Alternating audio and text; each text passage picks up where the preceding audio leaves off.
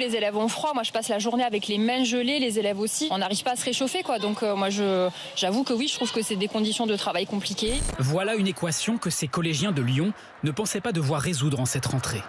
Comment bien travailler lorsqu'à l'intérieur des salles de classe, il fait à peine 12 degrés. Il y a des classes où il n'y a vraiment pas de chauffage. Il fait vraiment froid. Du coup, on peut garder nos vestes. On arrive à apprendre, mais des fois, on est un peu distrait à cause du froid. On n'arrive pas trop à bien se concentrer. Entre 12 et 16 degrés dans un tiers des classes, inacceptable pour les professeurs. Le problème ne daterait pas d'hier, d'après cet autre enseignant. Il dit alerter régulièrement sur la vétusté du bâtiment. Un système de chauffage qui ne fonctionne pas depuis des années, malgré une rénovation d'il y a quelques années, ainsi qu'un certain nombre de problèmes sur des fenêtres qui ferment mal. La métropole de Lyon parle, elle, d'un problème ponctuel sur une chaudière et assure qu'elle vient d'être remise en service. La situation est en tout cas loin d'être isolée.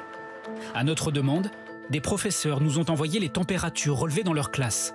12 degrés à Givors, 8 degrés dans un collège du Havre et même 6 degrés dans une école de Rennes. Dans le Loiret, plusieurs établissements sont même fermés tant les températures sont froides dans les classes. Dans ce lycée près d'Orléans, le chauffage ne fonctionne plus à cause d'un glaçon qui s'est formé dans une canalisation. Vous avez beau remettre en route du chauffage, si le glaçon est assez long, vous pouvez avoir des glaçons qui font, je sais pas, 1 mètre de long dans le tuyau. Le temps que le glaçon parte, il n'y a pas de circulation d'eau, donc pas de chauffage. Les élèves devraient pouvoir revenir en classe jeudi.